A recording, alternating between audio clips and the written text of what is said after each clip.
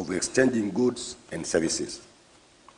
And so, in prisons, or for example in camps for prisoners of war, cigarettes have often served as money. Prisoners exchange cigarettes as money. Money is accordingly a system of mutual trust, and money is the most universal and the most efficient system of mutual trust ever devised by humans. It is based on two universal principles. The first principle is universal convertibility. With money, you can turn land into loyalty and hatred into love. But the second principle is universal trust. With money, as a go-between, any two people or any two companies can cooperate on any project. Now, we all know Africa needs capital, investments, advanced skills and technologies to realize our full developmental potential. So the 2022 Nyerere lecture will explore issues of finance and Africa development in a futuristic context. The afternoon sessions will pay attention to the role of banks as trade as engines of growth. Later on, issues of African connectivity and coping with science and technology will all be addressed. The second cluster of panels will deal with the usual suspect: African liberation, the quest for unity and Pan-Africanism, as well as prospects and challenges of the African Leviathan, the African state. Finally, issues of education and African identity will be discussed, paying close attention to the role of art, culture, and language. Finally, it was decided that, in recognition of the sacrifices made by millions of Africans and others to further the goals of liberation and well-being, we should honor an African woman and an African man as for their sacrifice, commitment, and dedication to the struggle. And so, after a comprehensive search, and on the basis of set criteria, two individuals were chosen. These are none other than Mama Winnie Madikizela Mandela of South Africa,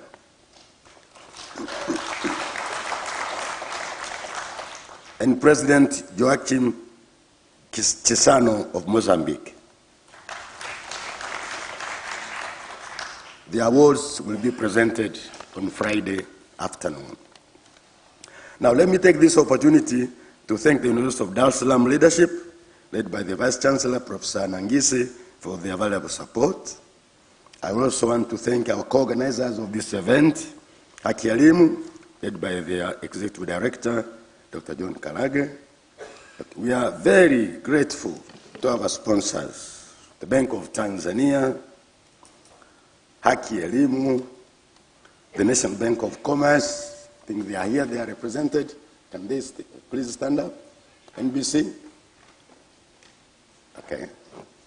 Thank you very much. CRDB.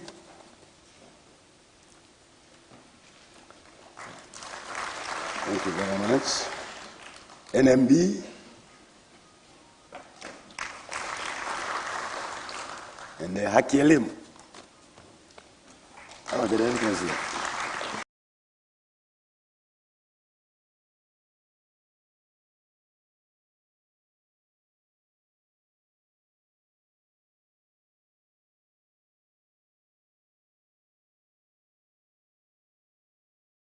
As we all know, yes, please.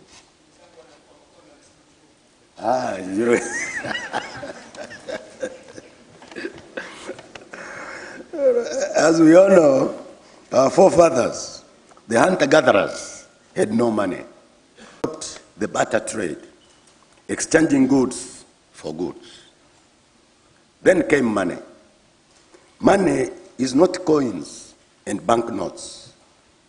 It is anything that people are willing to use in order to represent systematically the value of other things for the purpose of exchanging goods and services. And so, in prisons, or for example in camps for prisoners of war, cigarettes have often served as money. Prisoners exchange cigarettes as money. Money is accordingly a system of mutual trust, and money is the most universal and the most efficient system of mutual trust ever devised by humans. It is based on two universal principles. The first principle is universal convertibility.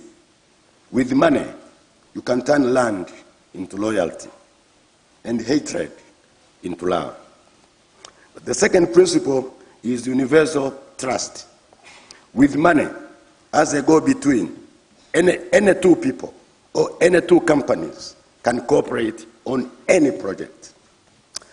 Now, we all know Africa needs capital, investments, advanced skills and technologies to realize our full developmental potential. So the 2022 Nyerere lecture will explore issues of finance and Africa development in a futuristic context. The afternoon sessions will pay attention to the role of banks as trade as engines of growth. Later on, issues of African connectivity and coping with science and technology will all be addressed. The second cluster of panels will deal with the usual suspect: African liberation, the quest for unity and Pan-Africanism, as well as prospects and challenges of the African Leviathan, the African state. Finally, issues of education and African identity will be discussed, paying close attention to the role of art, culture, and language. Finally, it was decided that, in recognition of the sacrifices made by millions of Africans and others to further the goals of liberation and well-being, we should honor an African woman and an African man as for their sacrifice, commitment, and dedication to the struggle. And so, after a comprehensive search, and on the basis of such criteria, two individuals were chosen. These are none other than Mama Winnie Madikizela Mandela of South Africa,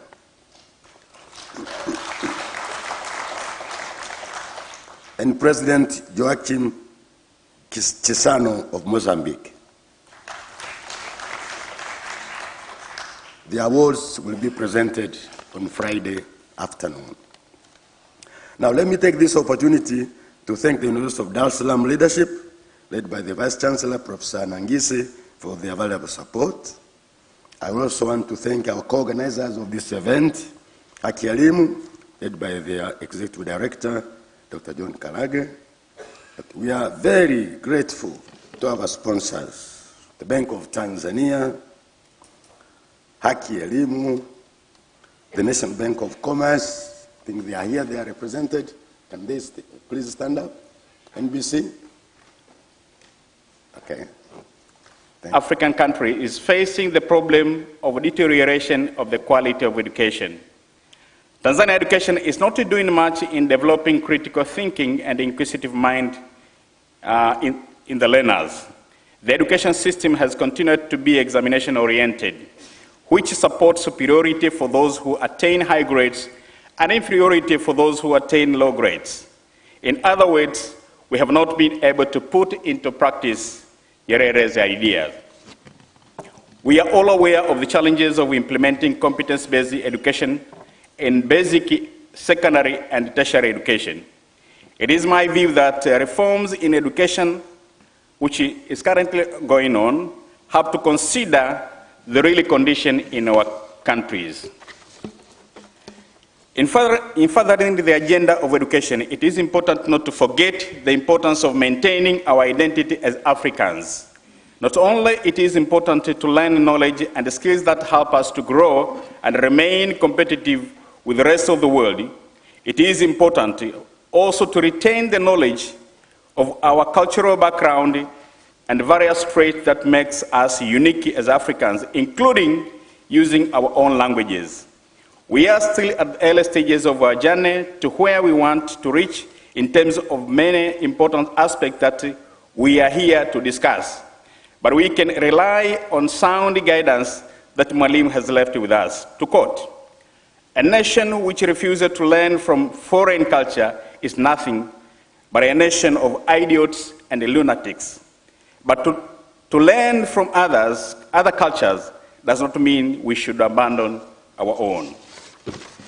It is my hope that as we reflect on the 100 years of Mwalimu, we will also take a turn to reflect on the relevance of education and some of the Mwalimu's ideas on a system and sector. Thank you. Guest of honor, Chancellor of the University of Dar es Salaam, and the former President of Tanzania, Your Excellency, Dkt.Jakaya Kikwete, former Prime Minister of the United Republic of Tanzania, Mizengo Pinda, distinguished Mwalimu Nyerere Lecturer, 2022, the Governor of Bank of Tanzania, Professor Florence Woga, Mwalimu Nyerere Chair in Pan-African Studies, Professor Lekaza Mkandala, Shehe Mkuu wa Dar es Salaam, Askofu Mkuu Shaw, Deputy Vice Chancellor in charge of Academic Affairs, Professor Bonaventure Rutinwa, Deputy Vice Chancellor Administration, Professor David Alfred Finanga, Deputy Vice Chancellor Research, Professor Benedetta Kilian Chapwaya, Dr. Saudini Mwakaje, Chief Corporate Counsel and Secretary to the Council, University of Dar es Salaam, ambassadors and members of the diplomatic corps, Executive Director Haki Elimu, Dr. John Kalage, Chief Executive Officer Uongozi Institute, Mr. Kadali Singo, Executive Directors of CRDB Bank, NBC and NMB, Julius Kambarage Nyerere's family,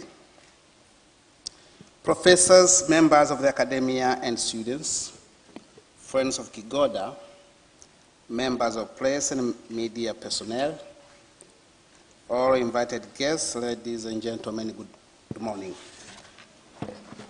I take this opportunity to welcome you to the University of Dar es Salaam, and in this auspicious event, I'm certain that each one of us here has found this event important, and your presence in big numbers will make it successful and memorable. Among us, we have the guest of honor, whom I will shortly invite to take the podium to deliver his opening speech. He is none other than our very own University Chancellor, His Excellency Dkt.Jakaya Kikwete. We thank you very much for accepting our invitation to be with us today. In the same breath, I am grateful to Professor Florence Woga, the Governor of Bank of Tanzania, for accepting to deliver the Mwalimu Nyerere Lecture for the year 2022. It is always our pleasure to have you back here with us. We know for you it is also a moment of reminiscence, having taken your current position while at the University of Dar es Salaam. Thank you very much and welcome. I'm equally grateful to the Bank of Tanzania, Haki Elimu, CRDB, NBC, and NMB for their kind sponsorship of the 13th Mwalimu Nyerere Intellectual Festival. I understand you have participants, paper presenters, discussants who have arrived from far and wide, from Dar es Salaam and farther afield from abroad. You are welcome, and please feel at home. The university and the organizers have made everything possible to make your 3-day stay here productive and memorable. Ladies and gentlemen, I must commend the Mwalimu Nyerere Chair in Pan-African Studies, Professor Lekaza Mkandala, for organizing this event in collaboration with Haki Elimu under the elected Dr. John Kalage. We are aware that as we enter into the 13th Intellectual Festival, we mark a very important milestone that coincides with the 100 years of the founding father of our nation, Mwalimu Nyerere. It is therefore befitting that the Mwalimu Nyerere Chair has conceptualized the theme, Africans after Mwalimu J.K. Nyerere's century, from 1922 to 2022, reflections on the present and future. This theme fits the occasion, as Mwalimu Nyerere was not simply a Tanzanian. He was a citizen of Tanganyika when the country gained independence in 1961 as its leader. Shortly thereafter, he became a Tanzanian when Tanganyika and Zanzibar united. Mwalimu Nyerere built a unified state by ensuring that the various tribes in Tanzania spoke with the one language and felt a collective sense of belongingness to the nation. He was a Pan-Africanist and qualifies among very few people to be a true global citizen. He talked on behalf of the poor, the marginalized, and the oppressed people all over the world. Ladies and gentlemen, the University of Dar es Salaam has embarked on various innovations in honoring the legacy of Mwalimu Julius Nyerere. For example, in April this year, the President of the United Republic of Tanzania, Her Excellency Samia Suluhu Hassan, presided over the inaugural ceremony of the biography of Mwalimu Julius Nyerere, co-authored by 3 academics of the University of Dar es Salaam, Professor Emeritus Issa Shivji, Professor Said Yahya Othman, and Dr. Wanza Kamata. The title of the biography is Development as Rebellion, a biography of Julius Nyerere. This biography is unique not only because of the intensity of the research which unveiled many of the things which were hitherto unknown to the public, but also because it is the only biography to have been written by Tanzanians. On the same occasion, 2 more books were launched. The first one is titled Misingi ya Falsafa, Itikadi na Sera za Chama cha Mapinduzi. And another one titled Mwalimu Julius K. Nyerere, Chemichemi ya Fikra za Kimapinduzi.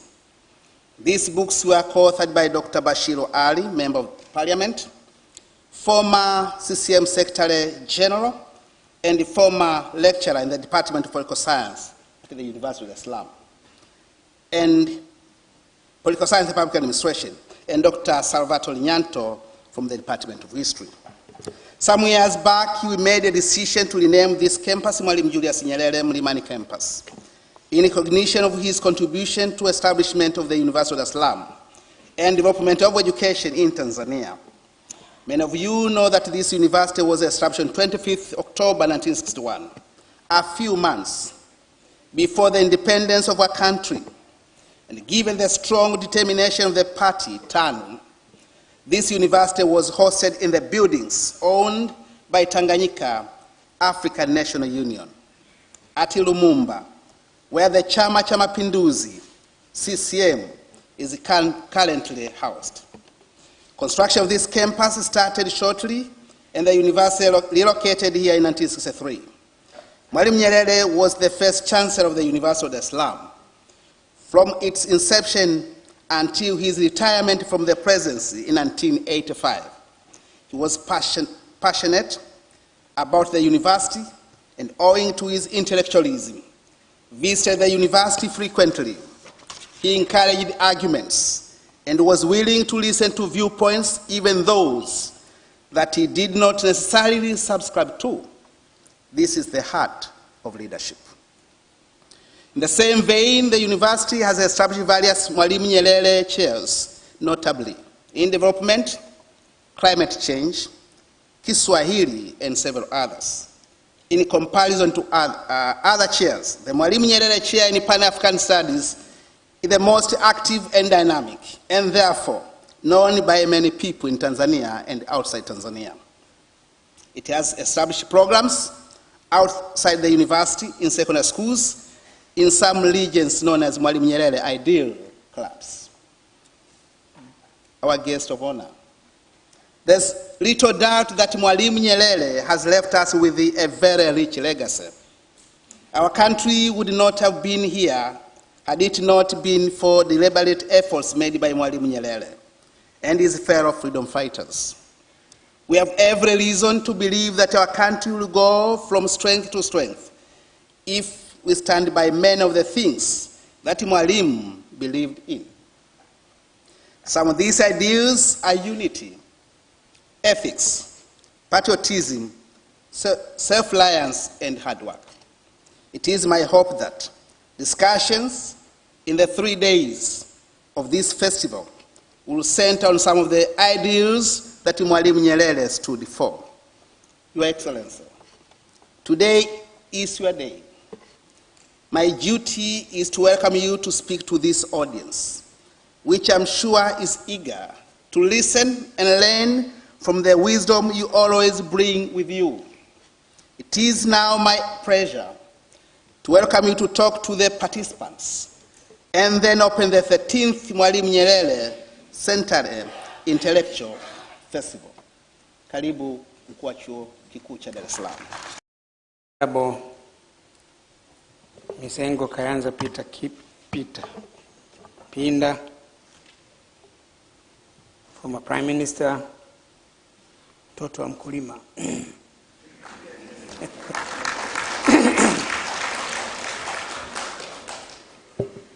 Hivi katika ile mtoto wa mkulima pia anamfuga nyuki mo.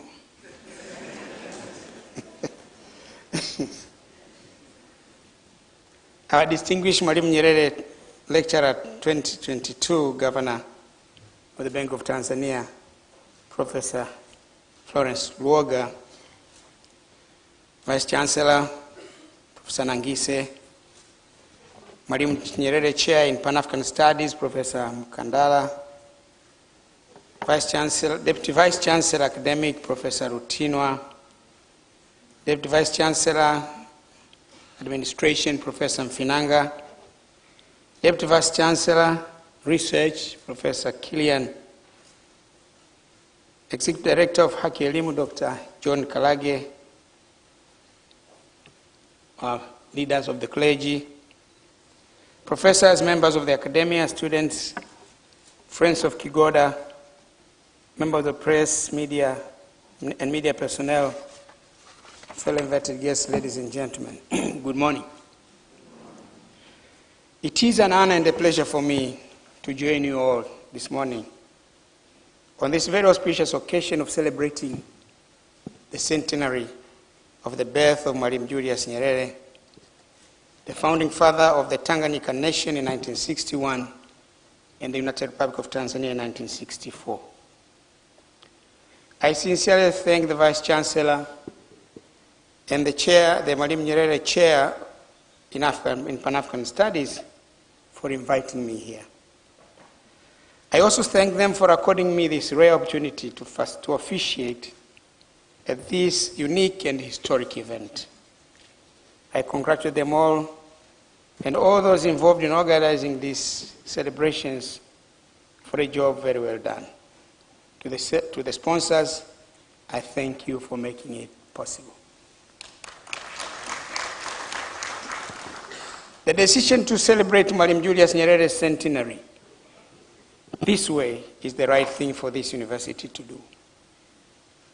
It is very deserving of him, for the truth be told, that he was the brain behind the coming into being of this esteemed and premier university in our country. As you know, we have heard it mentioned before, or may hear it during the festival. This university was established before the independence of Tanganyika.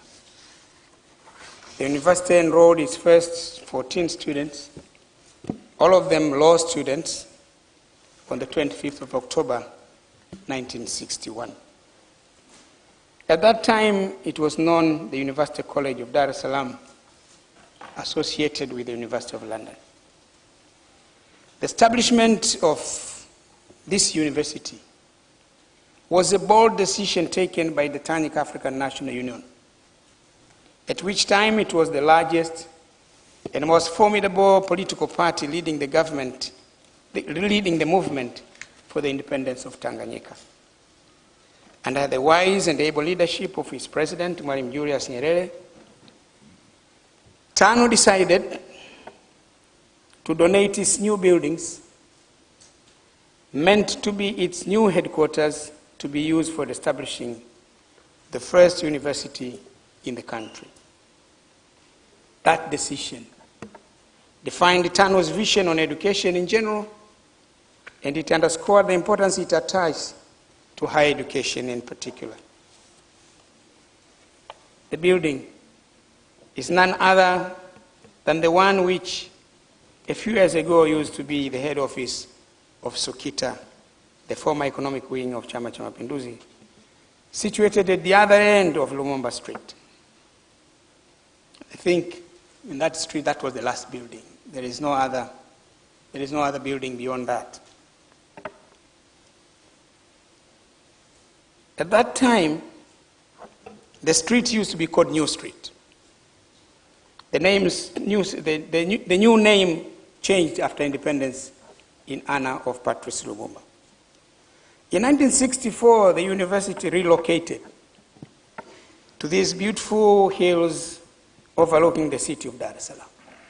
Of course, this explains why the name Mwalimu Nyerere Mlimani campus of the University of Dar es Salaam. I would like to confess that from time to time, or time and time again, I've been wondering if it would not be a good idea to think of making this university be called Julius Nyerere University of Dar es Salaam, but it's just an idea. It could be one of the best ways of recognizing his contribution in the conception of the idea of having this university, and the pivotal role he played in turning a dream into reality. In the 24 years he was in office, first as Prime Minister of Tanganyika, then President of Tanganyika, and later President of the United Republic of Tanzania, Mwalimu Nyerere was Chancellor of this great university. He built this university from humble beginnings of being associated with the University of London, later in 1963 becoming a constituent college of the University of East Africa, and in 1970 becoming a national university, an independent University of Dar es Salaam. By the time he retired in 1985, the university had grown from one faculty of law to several faculties and several institutes. For us today, therefore, we are not only honoring Mwalimu Nyerere as the first president and founder of our dear country, but also as the founder and first chancellor of this great university. In his capacity as the first chancellor, Mwalimu Nyerere gave this university a meaning and a purpose that remains in our motto to this day: hekima na uhuru. This mantra distinguishes this university from several others, and being not simply an academic institution, but also a gateway to freedom. Because of the philosophical foundation laid by its founder and its first chancellor, the University of Dar es Salaam became an intersection of academic excellence, a hotbed of progressive political and ideological discourse, and a place where Pan-Africanists and internationalists found it a better place to be. Top academicians enjoyed living and working here in the Hill. The environment was permissive, friendly, and academic freedom abound. Many, Walter Rodney, Clive Thomas, John Saul, Thomas Zentes, many of these big names have been here. When when Walter Rodney was somehow ostracized from his country, he went to Jamaica. Then he came to Dar es Salaam, and Dar es Salaam became his home. So we had so many of those people who really found Dar es Salaam University was the place, and they felt at home. They felt free. Also, there were many prominent scholars from the world over who became regular visitors, engaging in vibrant debates. Prof. Salim Mazrui, Samir Amin, and many others. Every now and then there used to be public lectures by these prominent scholars visiting this great university. Also, there were many prominent, also because of the anti-imperialist, anti-colonial, and anti-apartheid stance, as well as open support to the liberation struggle in Africa, the University of Dar es Salaam used to receive many visitors from the liberation movements. I can recall during our time here as students, which was at the peak of the liberation struggle in Southern Africa, many revolutionary leaders and cadres visited this University of Dar es Salaam for public lectures to enlighten the university community on the situation in the front lines. When I was vice president of the Dar es Salaam University Students Organization, it was at that time we had to do so because we had 3 campuses, Mlimani, Muhimbili, and Suwa. We had a federal president, and each campus I was in charge here.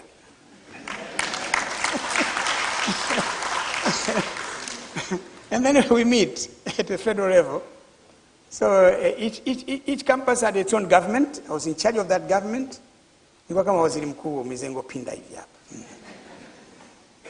And then we had the federal government. Of course, the federal government, we had the foreign minister and all those who were doing the internationalist duty.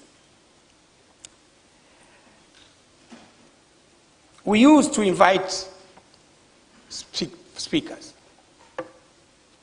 The university did, but some invited themselves to come and talk because of the name of the University of Dar es Salaam. It had branded itself. It's one of the places to visit. It's one of the places to go and talk. One of my happiest moments was when I invited Angela Davis.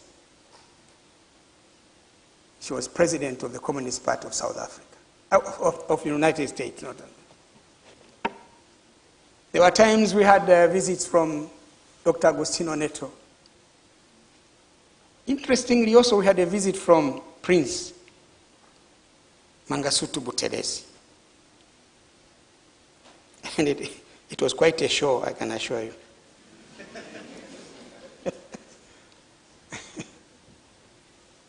Buthelezi came. Beautiful lecture at the Nkrumah Auditorium. The audience was very attentive. And then came question time. One question said, Prince, can you tell us the anomaly? You said you're fighting for the liberation of your country and your people. But Nelson Mandela is in Robben Island, Governor Mbeki,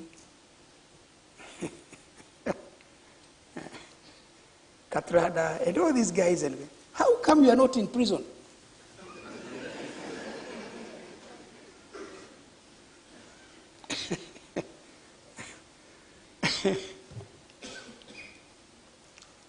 Then another question. How did it happen that the Boers allowed you to travel to all places, including Tanzania, which they consider the bastion of terrorism? What is your opinion on the armed struggle? And then he got agitated. What are the guns? Give me the guns. Then it became rowdy. Then he had just walked out of the stage. It was very rough. Well, of course, I meet him these days. He's an elder statesman, but I have not reminded him of this story, and don't go and tell him.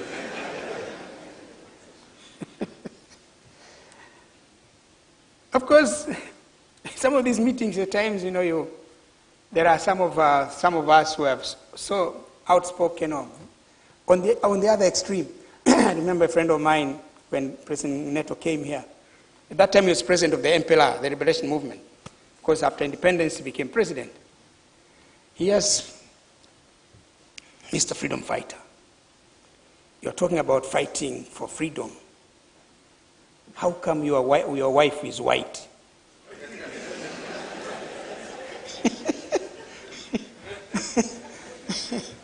And then we came out and called this brother is reactionary. It's not a question of color. It's commitment to the cause. Whether you are black or white or green, but if you're committed to the cause, you are right. So, of course, we also invited locals. I remember one time we invited Commander Diwani. He was talking to the audience, people very excited. We had young people like me, Brian, like Andrew Shija. We also invited senior leaders like John Malechela, at that time he was foreign minister. So we had just a cross-section of leaders that would bring. But the idea is really to have dialogue with them, learn from them. The lessons we were getting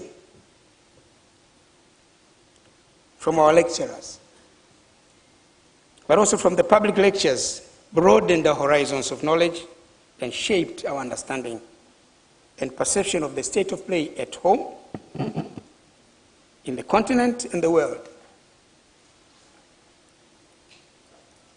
No doubt, it somehow made some of us into what we became later in life. The students, of course, also, Mwalimu Nyerere used to come regularly, because he used to have what he called university teaching. Come and talk a bit, and we ask questions.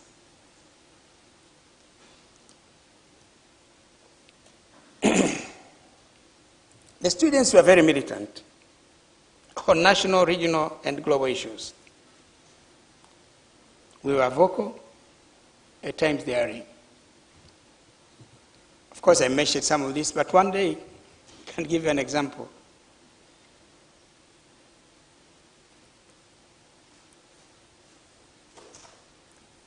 There was the issue of the liberation of Zimbabwe, how to end white minority rule of Ian Smith.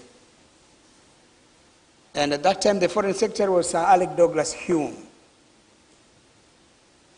So we had information that he was coming.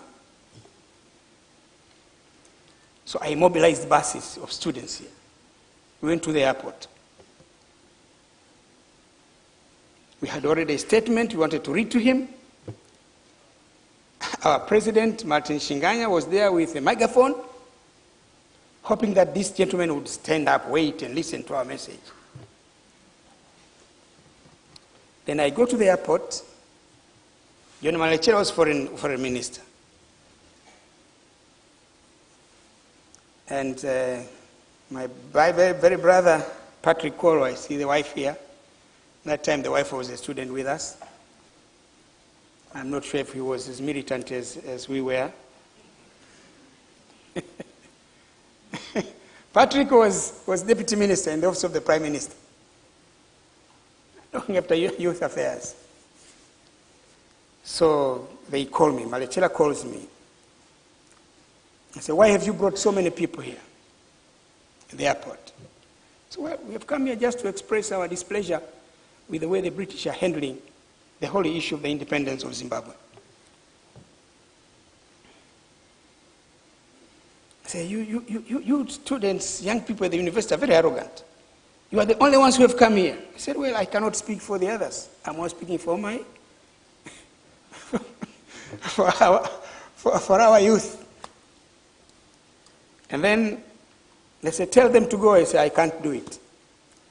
Then you have to sign a commitment that if the British Foreign Secretary is hurt, you'll be held responsible.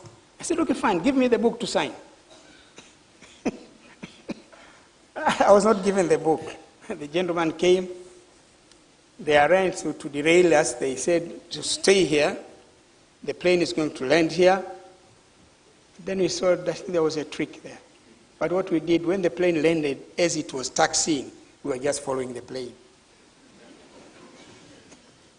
When the plane stopped, we were there shouting, reading our message. So you can see these. There was a lot of vibrancy, a lot of militancy at that time. And our people were nationalistic. We are nationalists at heart.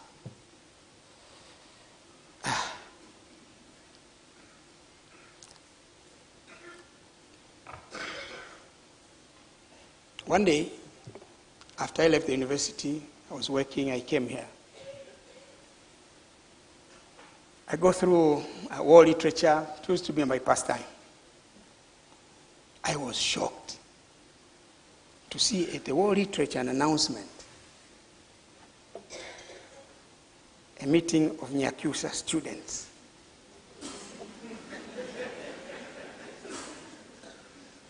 Agenda, introduce the new parliamentarians from the origin.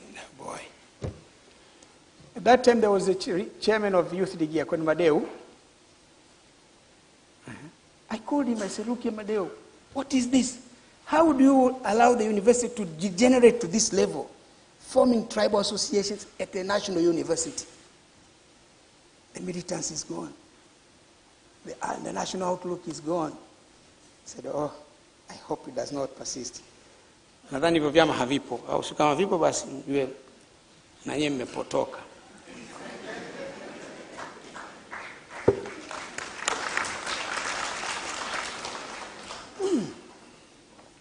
Hamwezi kwa kwenye university hapa chama cha wakwere,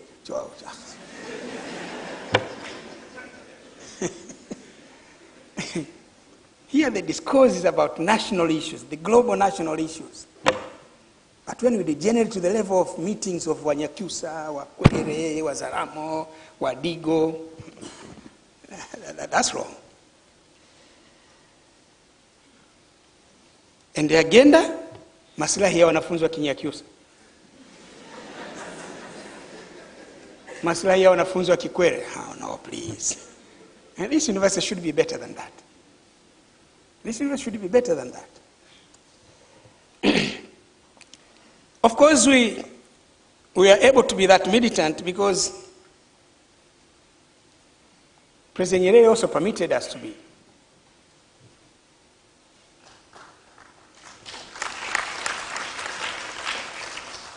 However, he never felt shy to correct us when he left. He felt that we were not doing things right.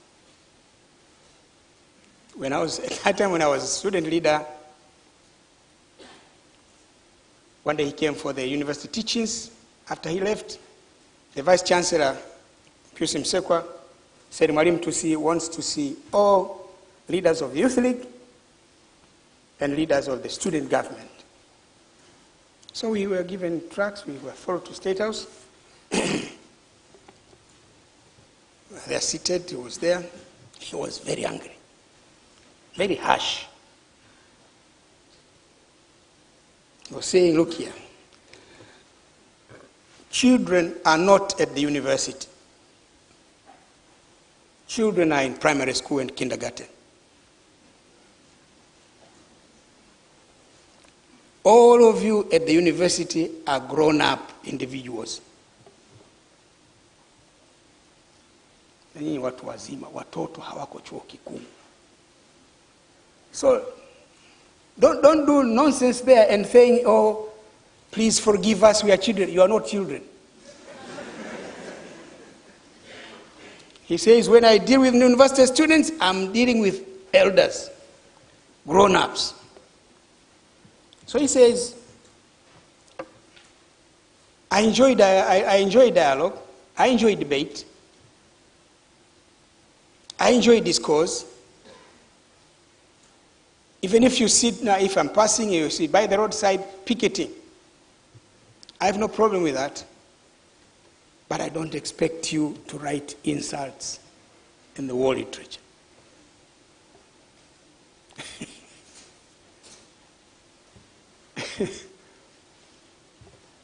You know, at that time, the National Youth Movement, the National Youth League, had come up with what they called the dress directive. Nguo zenye heshima na sisi tulikuwa na heshima.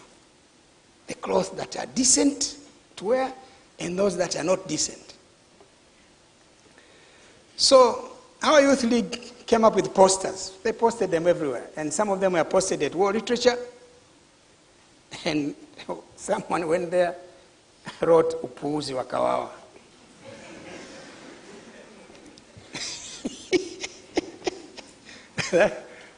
That he says Mwalimu so much. That's why he called us. He said, look here, don't expect you. Argue a case. Don't write insults. So he dressed us down. You wish he stops, he doesn't. And then he stopped. After he stopped, he was a completely changed man. So let's go for a drink. So we go to the other side. It was not the same person who was so angry with us. Very friendly, we were chatting, arguing with him. That's why he was teaching us lessons on how the power is structured in the country. We were naive. He's saying, you think, okay, the farmers are many, but they don't have the power. Power is in the hands of the military, the bureaucrats, the intelligentsia, and the workers. The farmers are not organized. But it was at this meeting and the argument that we had that he took a decision that some of us should be taken to work for the party after we finish university. Ndio tulipopatia kazi pale.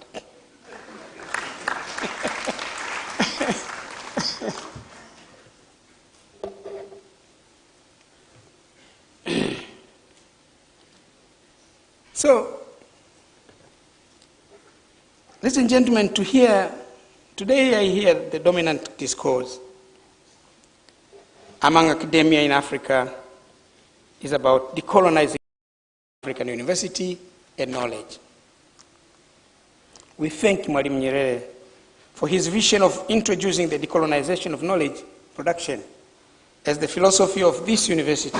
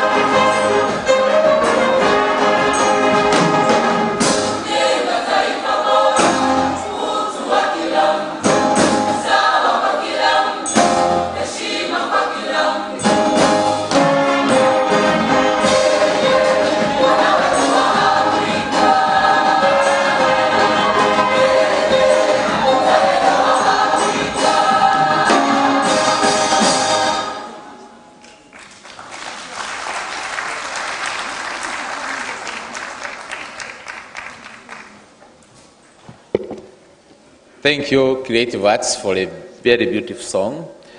Before we proceed, one of our participants here has lost his phone within these premises. That is the Director General of the Tanzania Library Services. If you have come any phone here and around, please bring it to me. Bango Primary School, then Liparambo, Mbinga, Songea Boys, and then Mzumbe before arriving at the Hill.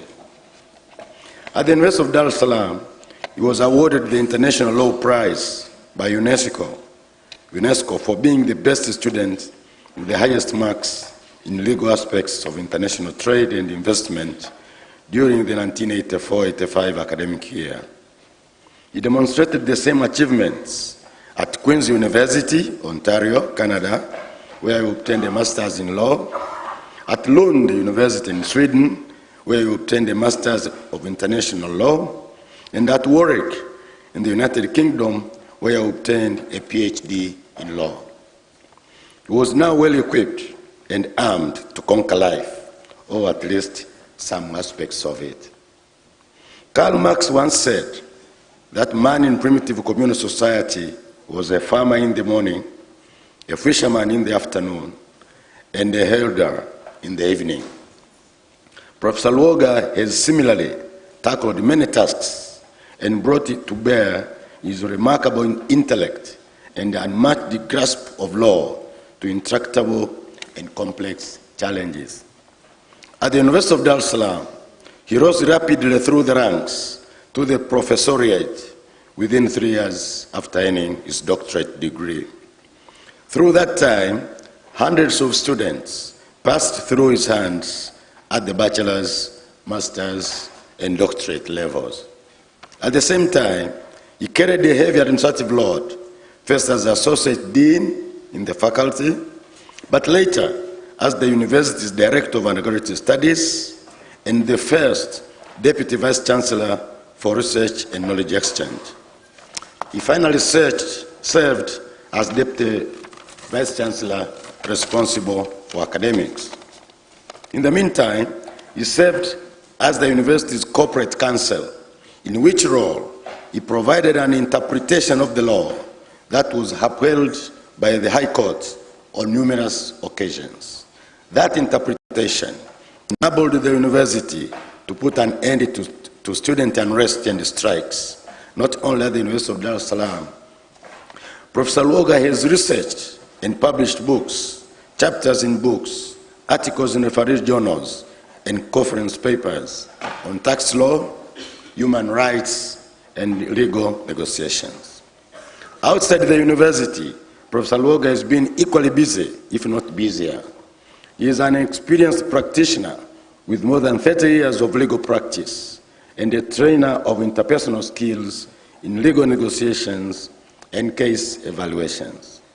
He was, for over 15 years, the chairperson of FK Law Chambers and is the most experienced specialist consultant on tax law in Tanzania. He is often